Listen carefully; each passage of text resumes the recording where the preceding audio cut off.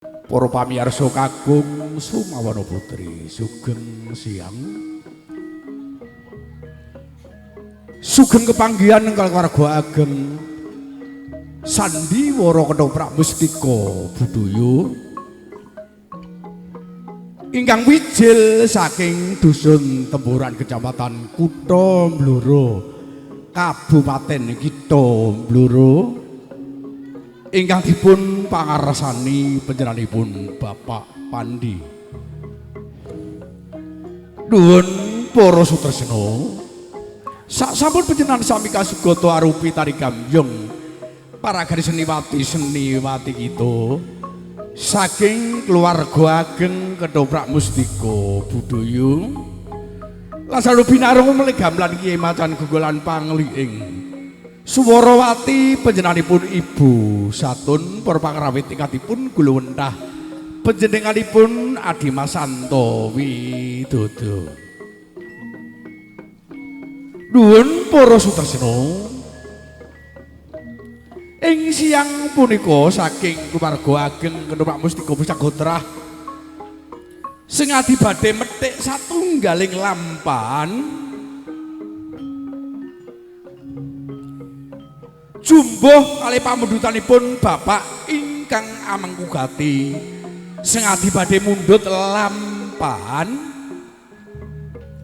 sejarah ing Kraton Majapahit ingkang mawi ira-iraan Kebo Marcuwet kembar seri perangan lairipun Joko Umbaran.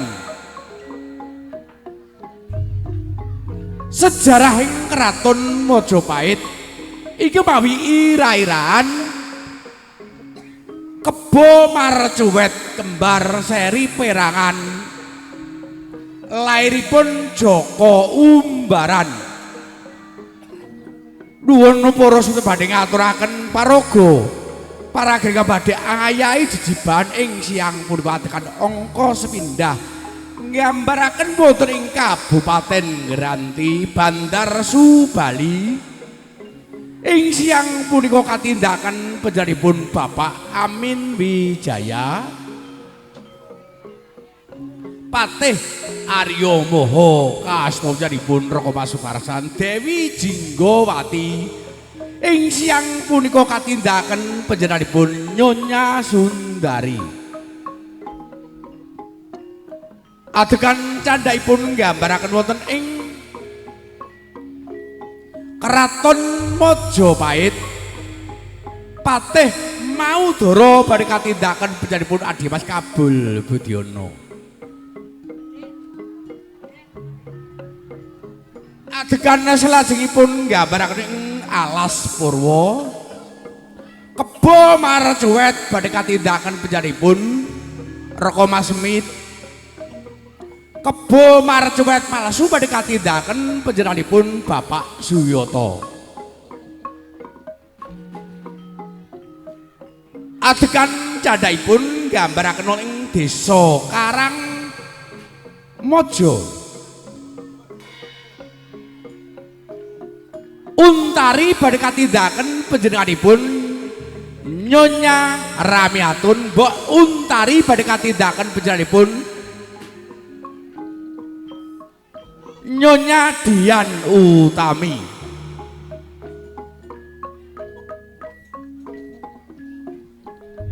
Adegan salajengipun nggambaraken wonten ing Pertapan Gambir Seketi. Ki Ajar Pamengger badhe katindakan panjenenganipun Bapak Bandung.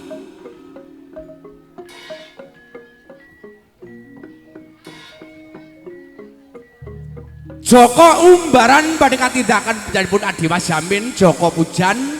Ing siang punika kasta panjenenganipun Adimas Hartono. Ki Lurah Dayun badhe katindakan panjenenganipun Raka Pasubadi Mbok Dayun. Ing siang punika katindakan panjenenganipun Nyonya Murtini. Tol Kiem badhe katindakan panjenenganipun Nyonya Wati. Ngancik wonten ing sak tengah-tengahing cariyos sejarah ing Kraton Majapahit ingkang mawi ira-iraan Kebo Marjuwet kembar seri perangan lairipun Joko Umbaran panjenengan sami badhe kalipur lawak-lawak kita saking keluarga ageng Ketoprak Mustika Budaya inggih panjenenganipun Cak Buntung, Cak Jarot, Cak Emot badhe keramekaken mban kita tomblok nuwun para sandyaning para lenggah lan para pamirsa kagung Sumawana Putri dos butimake babaring cariyos ing siang punika. Mbok menawi wonten klentak-klentu tandang tanduk saha wicara ingkang boten ngresepaken penggalih panjenengan sami, kula ingkang badhe nyuwunaken agunging samudra pangaksami sekali merdika tetep merdika. Sekali jaya mustika budaya mugia tetep anjayeng bawana. Nuwun kalwa nuwun.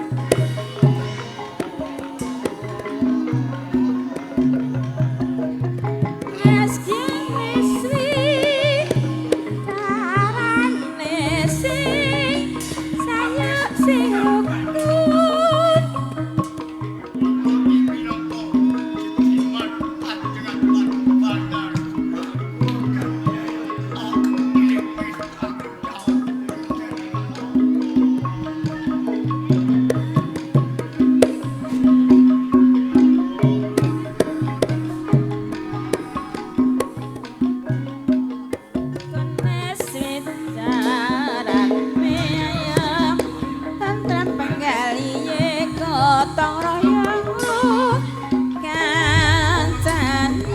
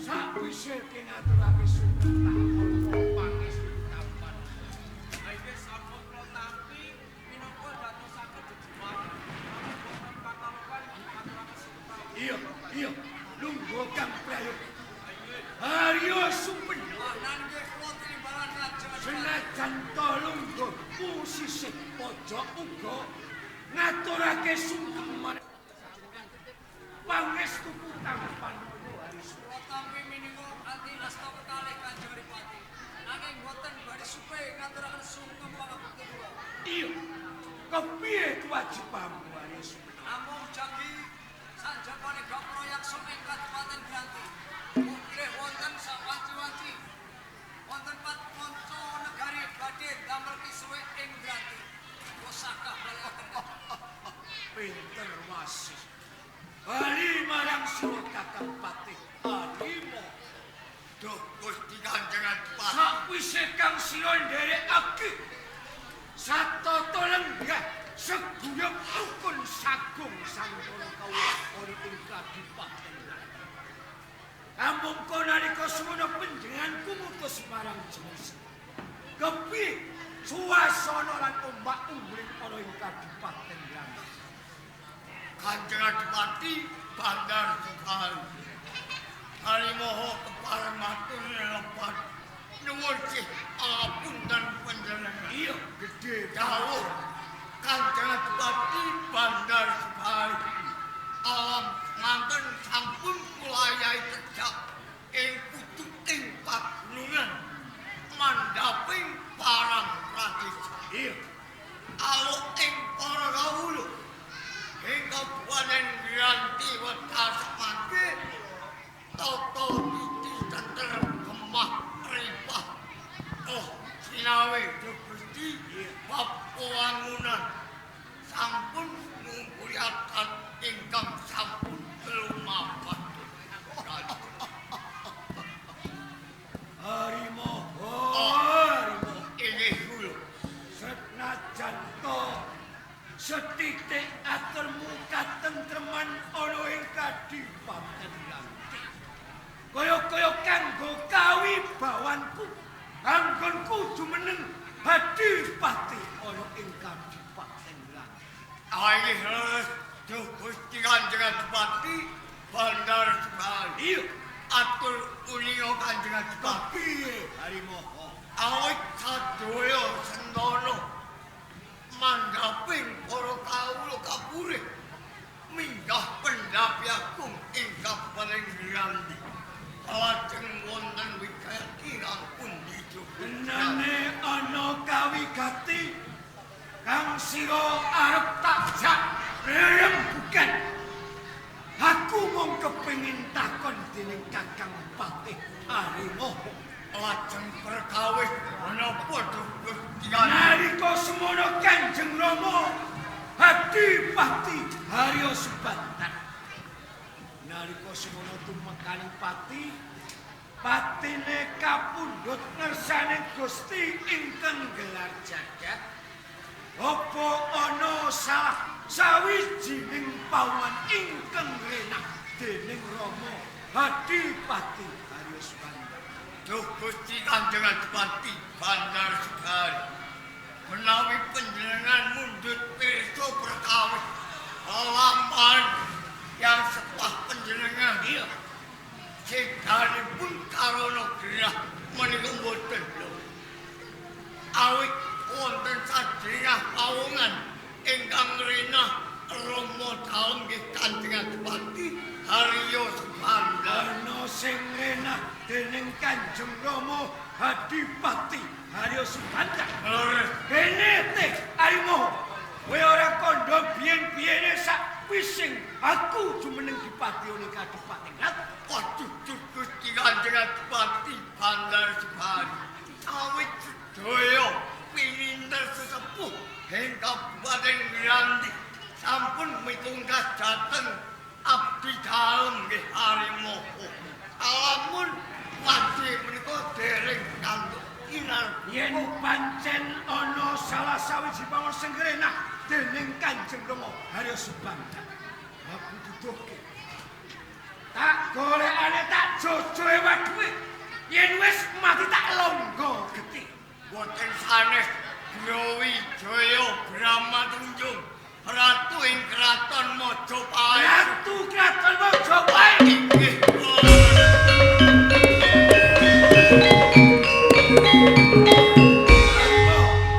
ini bahan kula.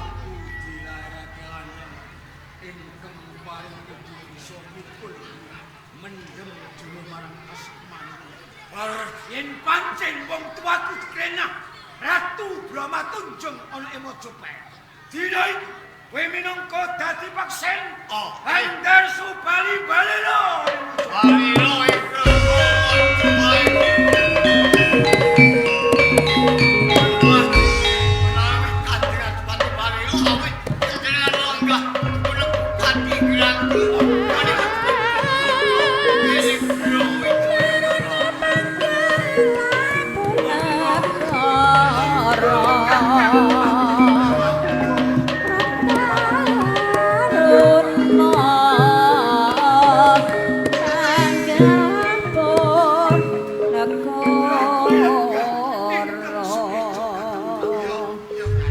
Menika Gusti Patih mau rujuk ae. Waduh, nyuwun papunten Gusti Patih. Mau cara wae. Boten nyono boten ngekewo. Amun Kabupaten Granti kerawan piyayi agung. Kowe melu bejo, semono aku go melu bejo.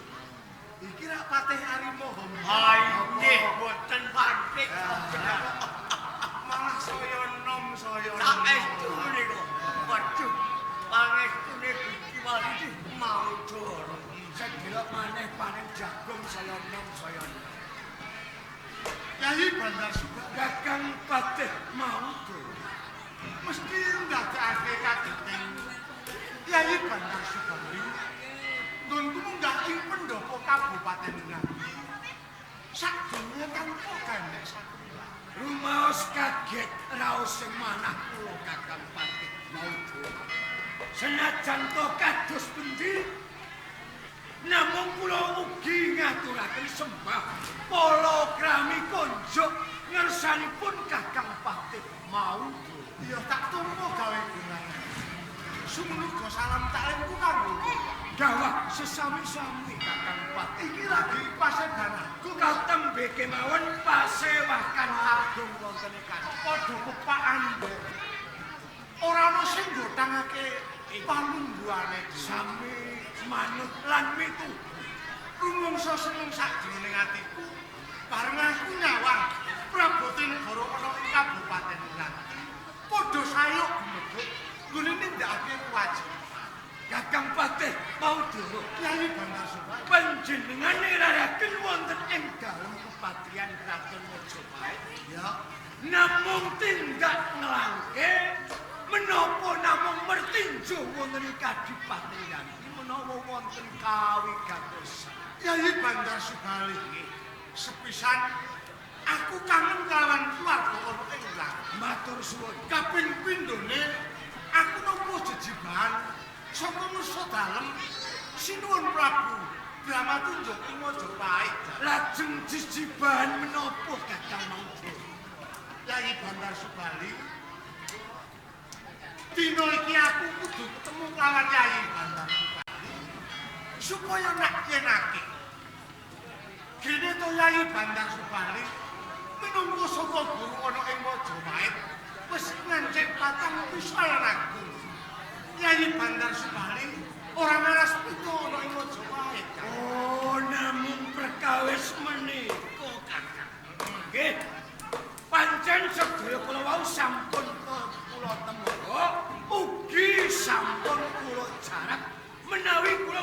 sowan wonten ing pengajenganipun ngersa dalem Sinun Prabu Bramatundja. Seta Yai Bandar Supari. Kok wis mbok sengaja, wis mbok jarang. Iki lire kepriye ya? Liripun perkawis tiyang sepuh kula nggih Sudarma. Nalika semanten pejah-pejahipun boten kalana kapundhut ngersani Gusti. Nanging dipun krenah tiang-tiang saking negari Majapahit ingkang dipun ombyongi ngersa dalem Sinuwun Prabu Brawijaya Bramatundja. Ngantos kula mboten sowan cethanipun Kakang Patih Manggara kula balela Balelo ing Majapahit.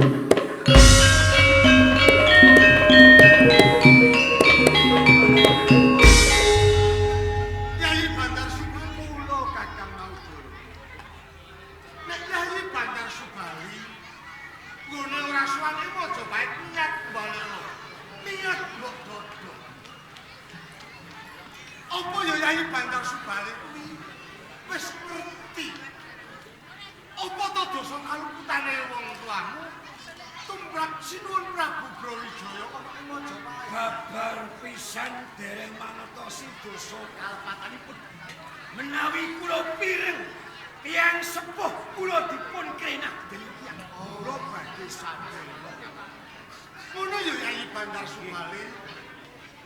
Wong jeneng ratu ana ing Majapahit. Tembung ratu jagat tutulodo. Sinuwun Prabu Brawijaya Bramatundja kuwi kena kanggo patuladaning kawula sakukuban ing Majapahit. Lan maneh negara Majapahit kuwi ana tatanan. Endi gedhe labuh-labete tumrap negara mesti bakal nampa ganjaran. Sapa kang luput tumrap negara ana ing Majapahit, ing kono bakal nampa pidana. Mongko wong tuamu Haryo Subandar kuwi cetha. Biyen tumindake luput tumrap negara ana ing Majapahit, tumrap tatananing negara ana ing Majapahit. Mergo wong tuamu Haryo Subandar wis paninggalela mengkang tatanan ana ing negara Majapahit. Satemah nuwuhake pangorbanan sing ora sethithik. Mongko wis ora kurang-kurang biyen Sinuwun Brawijaya Bramatundja lan kabeh prabute negara Majapahit sing ngelingake kan wong tuamu.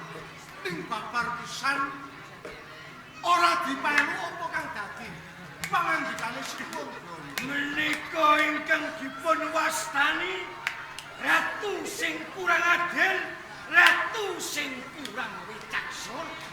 Kenging menapa menawi nalika semanten Kanjeng Rama Haryo Subandar gadhahi kalepatan ingkang agengipun sadurung anakan. Mbok Indra ampun ngantos damer Rajapati. Yai Bandar Supari. Pidana kang ditampa kelawan wong tuamu Haryo Subandar. Kae wis dipilah-pilah, wis ditimbang-timbang. Kabeh sesepuh pinisepuh lan pinter ana ing Majapahit wis jumbuh lan trep. Nek wong tuamu tumrap negara Majapahit nampa pidana mati. Kok umpama wong tuamu Haryo Subandar ora disenengake saka negara Majapahit, tak kira nganti saiki jagat Majapahit ora bakal trembay. Kakang Patih Mula sing tak jaluk Yai Bandar Supari.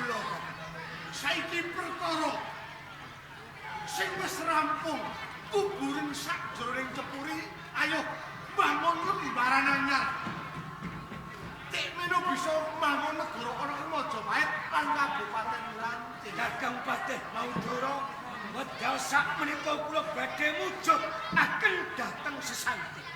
Taonono windanana kula mboten badhe deku-deku amari kula wonten pengajianipun Ratu Majapahit. Majapahit kersanipun Majapahit, ganti kersanipun ganti.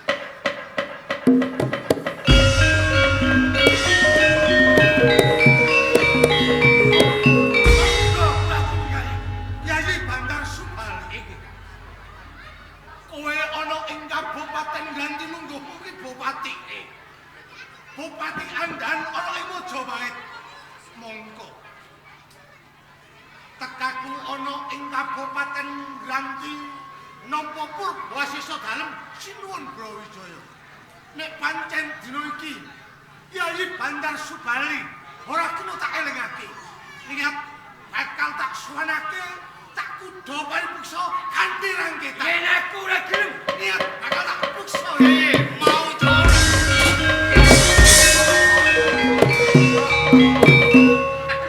Nyuwun pangapunten Kanjeng Bandar. Kula ngrumini jauh imbawan Kanjeng Adipati. ya kaya ngono kuwi sing tak jane. Tungkanen mau doro. Yen mau doro ora gembani Mojopahit. Masa para Purbawas tak pasake karo. Ayo sendika kau. Ngeten kawula kadang-kadang. Jangan berarti nyuwun tambahin sangat.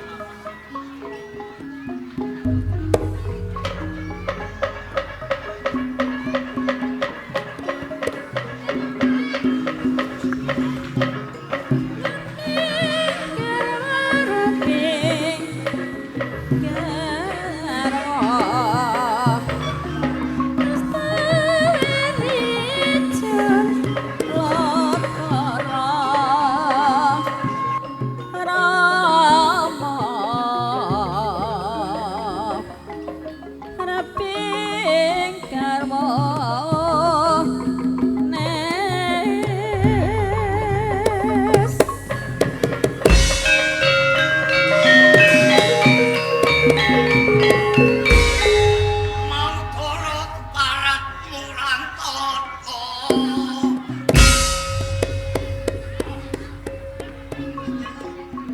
Suke kendel bojo wani.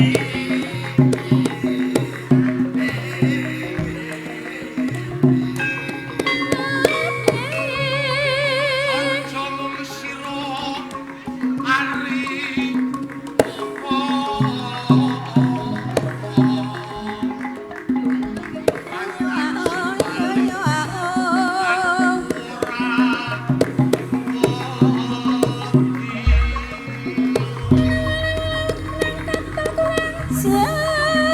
Mbok jangko akura wani.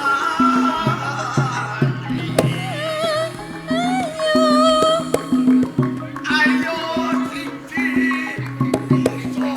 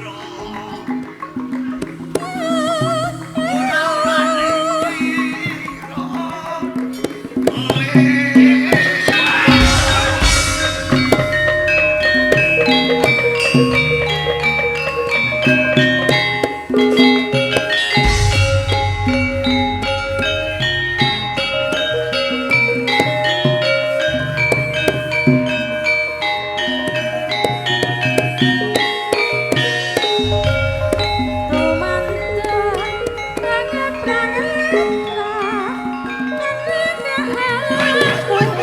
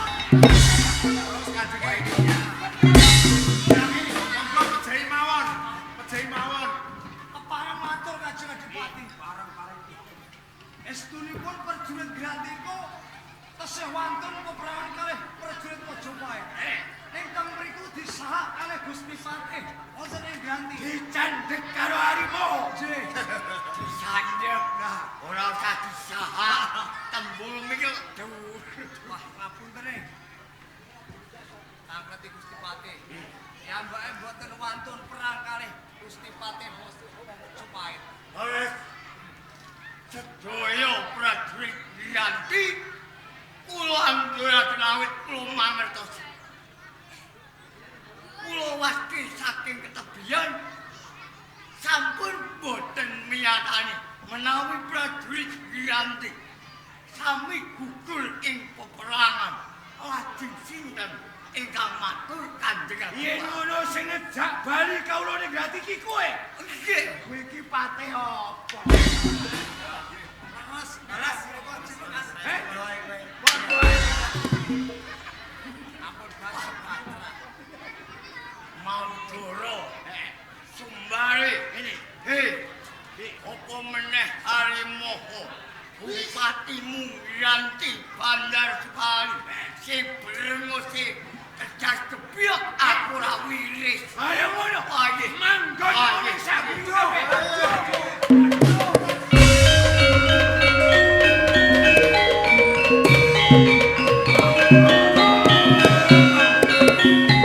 Isih manggon laladan Kadipaten Yanti kok ora bali Majapahit. Bandar Supari. Aku ora bakal bali Majapahit menawa durung bareng rangketane Bandar Supari. Rangket Bandar Supari. Kapelo.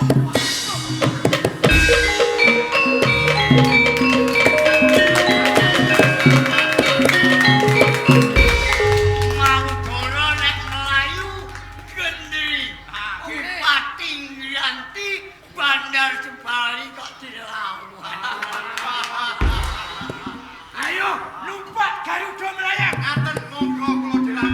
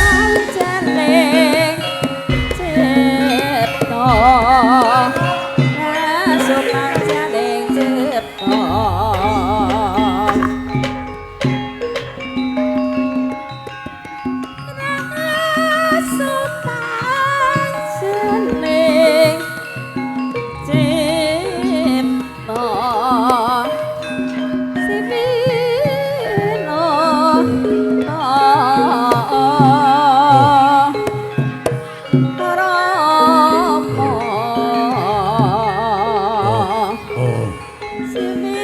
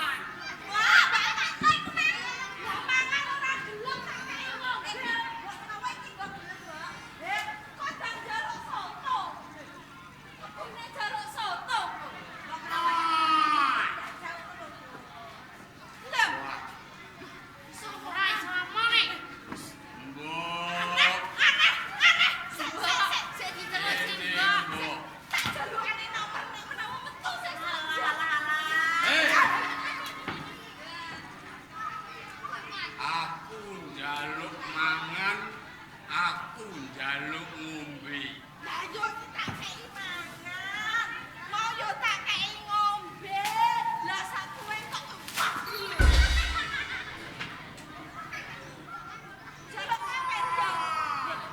Wis jaluk mangan, jaluk ngombe diweki kok ya ora gelem. Manganku dudu godhong-godhongan. Seliro, Ngombeku dudu banyu kendi. seliro tak golekno seliro. Moh, Ora kowe apa ya duwe kok. Tawon tawon. moh. Gegek, gegek. Iya.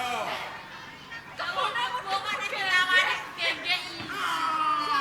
Kayak tak jangan pas ngancar. Us.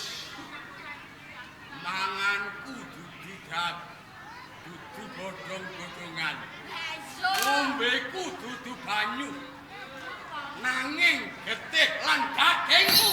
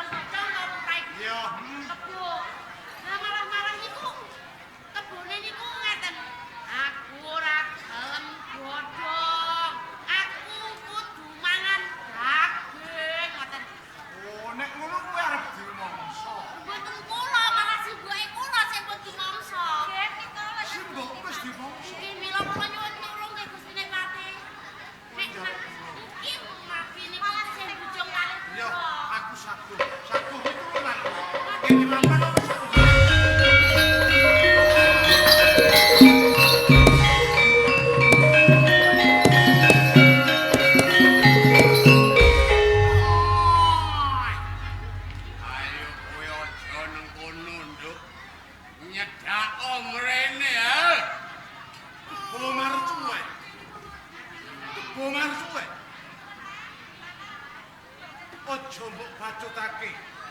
Nggon mungso karo lawan Untari kae. Kowe sapa?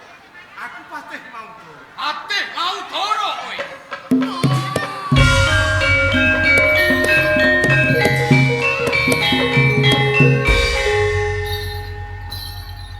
Marjuet, Patih dosa kaluputane bocah wadon iki apa arep mongso? bocah kuwi ora dosa. Ora perkara. Pancen tak sengaja. Aku gawe geger ana ing wewengkon Kraton Mojopahit. Lah karep piye? Kok kowe gawe geger nang negara Majapahit? Mergo aku rumangsa gelo. Aku wujude anak sing diseblake dening wong tuaku. Aku dipapanke ana ing alas Purwa. Adoh saka sesrawungan. Gunane apa aku urip? Tenane aku golek dalane pati. Oh, kowe kepengin golek margane. Yo, Marjuet, op, kowe perkara gampang. Nek mung golek margane pati, Mas. gampange piye mau? Ngene. Marjuet. Sisan gawe. Nek pancen kowe saged mupu saembarane Singun Prabu Brawijaya ana ing Majapahit. Sayembara sing piye mau? Reh ning dina iki Majapahit ana perang gedhe kang ditimbulake kelawan Bupati Ngranti Bandar Sunggal. Kabeh senopati ana ing Majapahit ora kuwo ngandhini kelawan Bandar Sunggal. Banjur Sayembara dalem sok-sapa wae cilik bisa nyekel gedhe bisa mateni lawan Bandar Sukali ing kono bakal diganjar bumi Majapahit sigar semangka. tak golekane Bandar Sunggal. Utari saiki wis aja di perkara kebo Majapahit. Saiki kebo Majapahit wis ngadeg ana ing Kabupaten.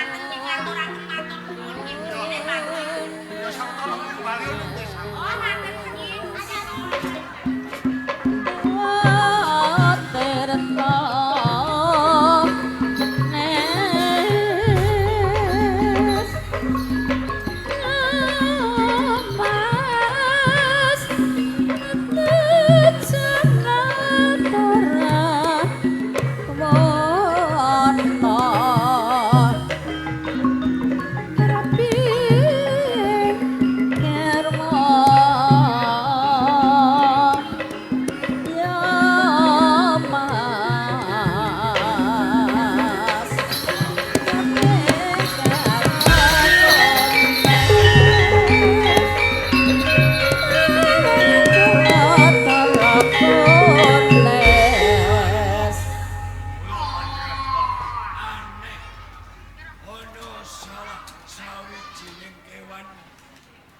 Tenggak mendul kawujudane kewan, tenggak menisur kawujudane manusia. Kewan iki boten lumrah. Iya. Lumrah kewan iki rak sikile papat.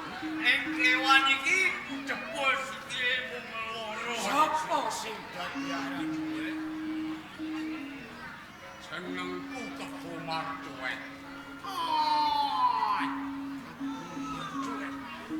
Utusan saka ing Kraton Mojopahit.